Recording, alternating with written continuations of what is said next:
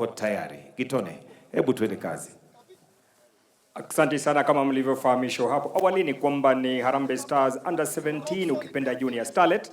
Hivi sasa Mheshimiwa Rais anajulishwa kwao na kapteni wa timu hizi zetu mbili siku ya leo, ikiwa umefika hapa katika Ikulu ili kuweza kupewa rasmi bendera ya kuweza kutuwakilisha timu hizi mbili. Kumbuka kwamba siku ya leo zinapata baraka ya Mheshimiwa Rais ili kuweza kuenda katika mchuano. Kumbuka kwamba ni timu yetu ya kwanza tangu ulimwengu kuumbwa kutuwakilisha katika mchuano wa World Cup.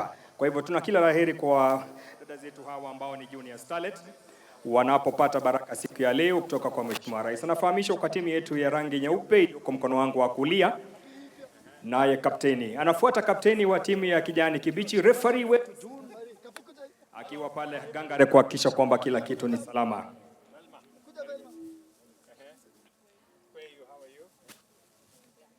Timu hii kama nilivyofahamishwa kwamba ni Junior Starlet ambao watakuwa wanachuana na Under 17 wengine kutoka ulimwengu mzima kule katika Dominican Republic.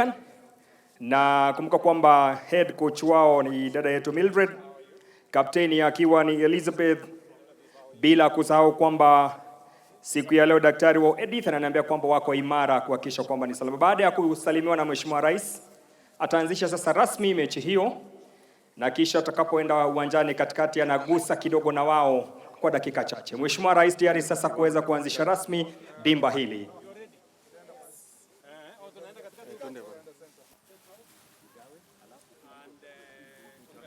Na tushabikie timu zetu.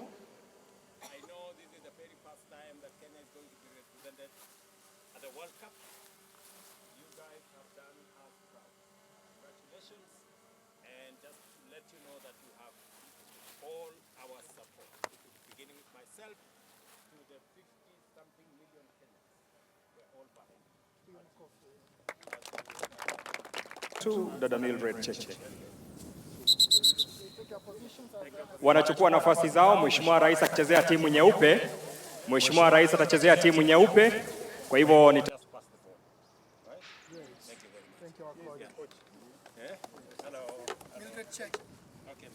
Mheshimiwa Rais anafahamishwa kwa coaches wetu dada Mildred Cheche. Anapiga kule katikati chini ya uwanja kumtafuta jezi nambari 21 kwake kipa. Anaona hatari kwenye lango. Anapiga kule juu jezi nambari 11 katikati kumtafuta jezi nambari 6. Anampiga kanzu kapteni wa timu nyeupe. Patia kapteni William Ruto pale anaangalia pige wapi. Nje. Piga nzuri maridadi kabisa. Lakini jezi nambari kijani kibichi anasimamisha pale katikati uwanja nambari 24 kwake nambari 14 jezi. Anaangalia wapi? Hatari kwenye lango. Anaangalia piga wapi kapteni kipa nambari 12 kanzu maridadi.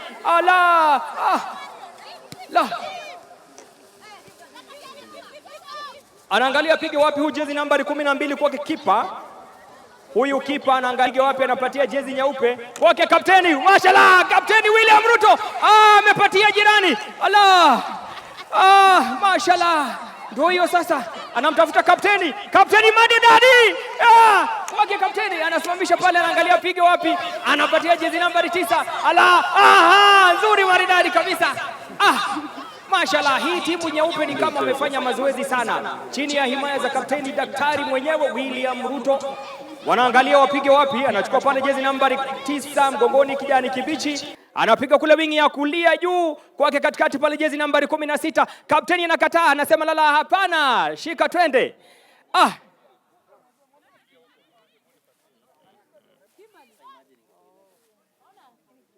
Joan anapiga kanzu pale katikati ya uwanja.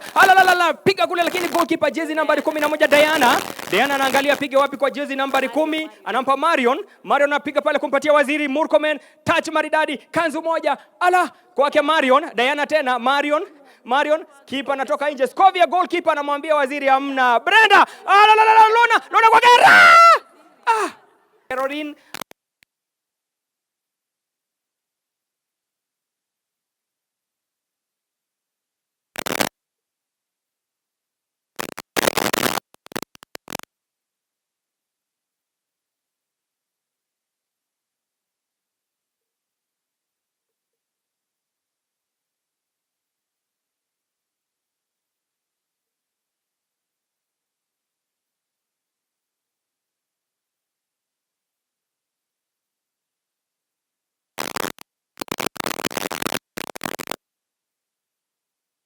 kwake Lili jezi nambari 8 anapiga moja kwa jezi nambari 3 Kimbali anacheza pale na kipa Scovia anaangalia chape wapi, juu kule kwake Genevieve anapiga kule kumtafuta Christine jezi nambari 15 anarudisha nyuma kwake Velma anamwachia kipa Ochaka anacheza kanzu maridadi. Ochaka anacheza kwake Lorin jezi nambari 19 Rorin anapatia Hindi jezi nambari 8 kanzu maridadi.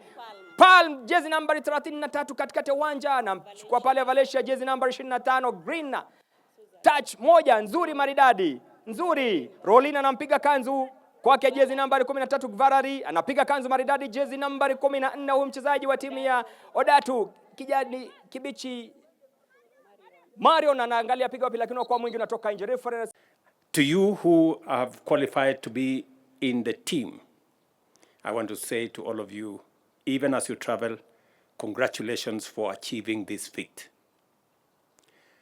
What you are going to participate in is historic. When history of Kenya around football and World Cup is written, your names will be inscribed in gold. That the first ever Kenyan team in all different disciplines of team sport, our Starlets became the first team to qualify for the World Cup. It has taken us 60 years to be able to get here. Many of you are 14 years, which means the journey for the search of going to the World Cup started before you were born. But today, you become part of that history by being the girls who finally made it to form the team that finally became the first Kenyan team, the Trailblazers, for Kenya to participate in the World Cup. Before you leave Kenya, you have already made history. We just want you to write the final chapter of that history by coming home with a cup. As you have asked, very passionately, I want to extend that ask to the people of Kenya. Our team, the Starlets, have asked for our support. And let me say, we are not only going to give you our support, you will also go with our prayers that you succeed and that you do well and that you make Kenya proud. I will be following. I will be right behind you. Player number 12. I will be right there to make sure that as you participate, as you leave Kenya for Spain and finally to Dominican Republic, be assured of our support, be assured of our goodwill, our prayers, and continue to make us proud. As we make history with this team as a country, we must always remember that Kenya, being the great sporting nation that it is our collective responsibility as a people to continue to think about our country positively. I'm very happy with the collaboration that has been seen between the different actors, especially the Ministries of Education and Ministry of Sports, that these girls will have the chance to make this historic journey to participate in the first World Cup without losing the opportunity to do their exams. That we are going to make sure that they will participate in the World Cup, but those of you who are doing exams will not lose your chance. You will have your chance to do your exams, and like all other children in Kenya that will be doing the exams, you will not be left behind. As we go into the future, school games and what is happening in our primary schools, what's happening in our secondary schools, will form part of the ecosystem of building our sports athletics, our ball games, and all the other sporting events and sporting activities in the country. It is the reason why I made the policy decision that the sports fund will no longer be used to do all the other things that it was used to do. It will only be focused on sports, so that we can have adequate resources to support sports right from the bottom, right from primary school. And partly, I must say, it must have contributed to this team, that there was resources available for us to support our secondary schools, our primary schools, our school games. And I see it across, even in the other arts, even in the creative industry. And that is going to be the way into the future. In Paris, Kenya was country number 1 in Africa. And it speaks to the wealth of talent that we have as a country. I have often said that we may not have gold, silver, and oil, and all the other things, but our greatest asset as a country is our human capital. It is the reason I just came back from Germany, because they also see Kenya as a source of qualified, competent talent that can be useful for working in their economy. So we have a resource that we must continuously develop.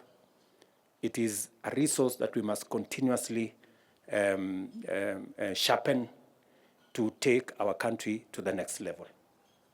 It is also the reason why I am committed to spending more resources in our education,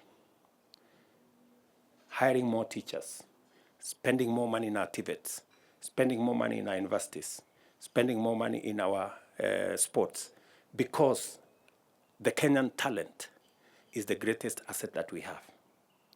And I'm so proud, I am so proud that I am part of this history, sending you to the first ever World Cup, the young girls, our Starlet team, Harambee Stars Starlet team. You have all the goodwill from us, and I am confident that I am speaking for every Kenyan. And every Kenyan will be watching. If there is one thing that brings our nation alive and together and united, it is sports.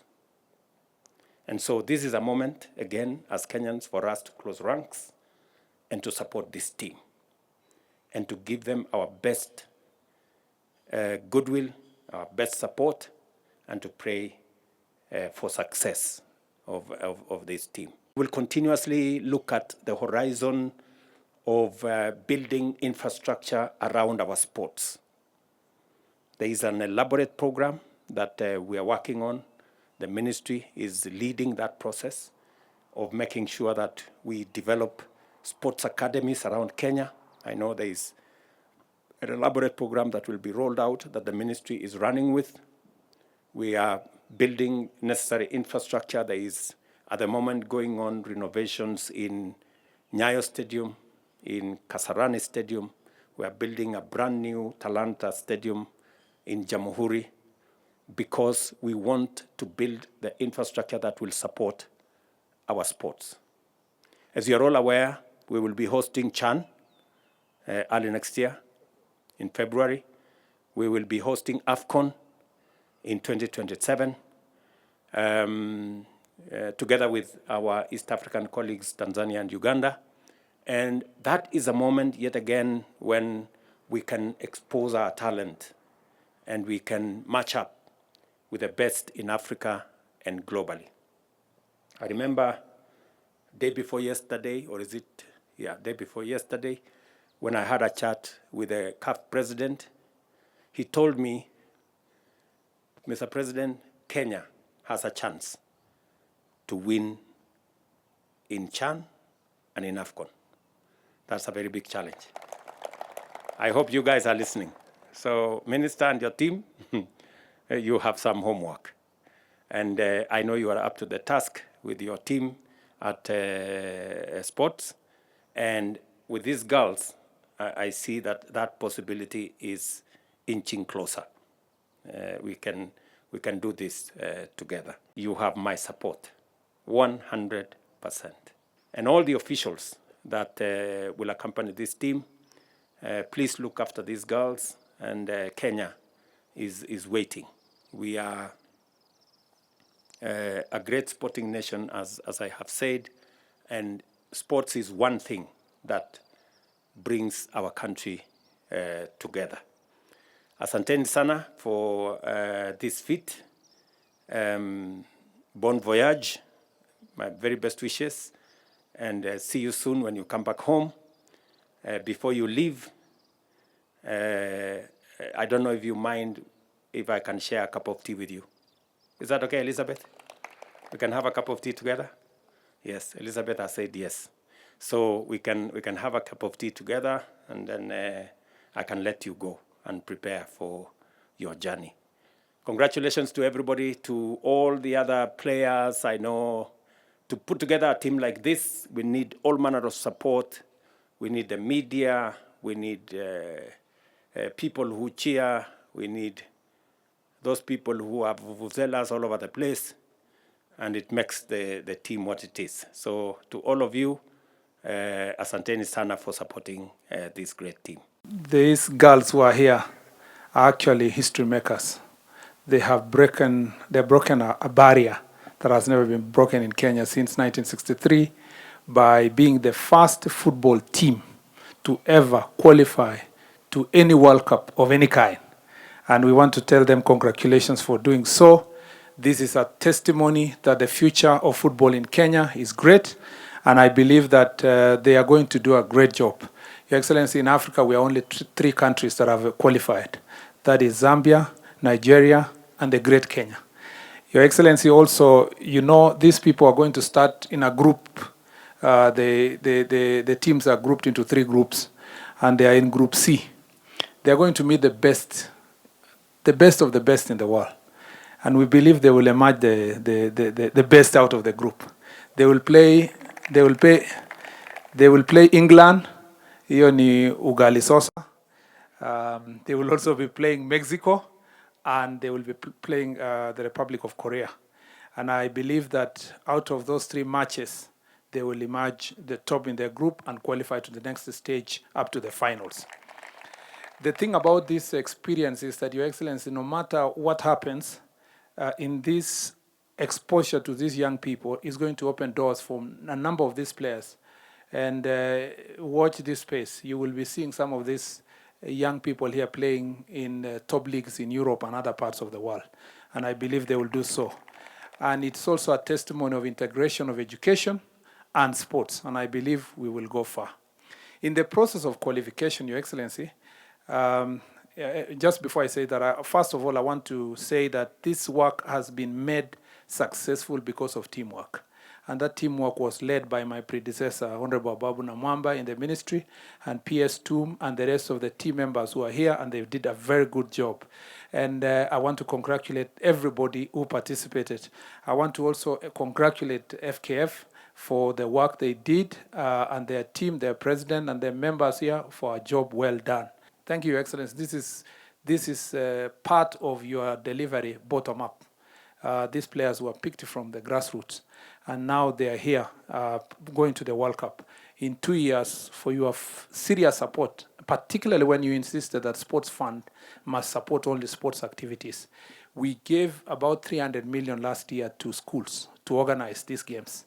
And this is some of the products. Some of our boys also have gone out of the country. Going forward, Your Excellency, I have told my team that our primary place for getting athletes, footballers, and other is schools. And I will be sitting down with my colleague, Honorable Migos, to make sure that we have a clarity of policy of how education will intertwine with sports so that we continue getting the best talent from grassroots, from our schools. And that is going to be our even this coming year, we will continue putting more resources to schools to produce the best young people to move our country forward. Your Excellency, this team are our small sisters. We have supported them for the last 2 years. We are proud of them. And as the women leaders, we're actually proud that for once, the women are the ones who are going to take Kenya to the World Cup. It's a very, very great thing. And I'd also like to just extend my appreciation to the Ministry of Sports and Education.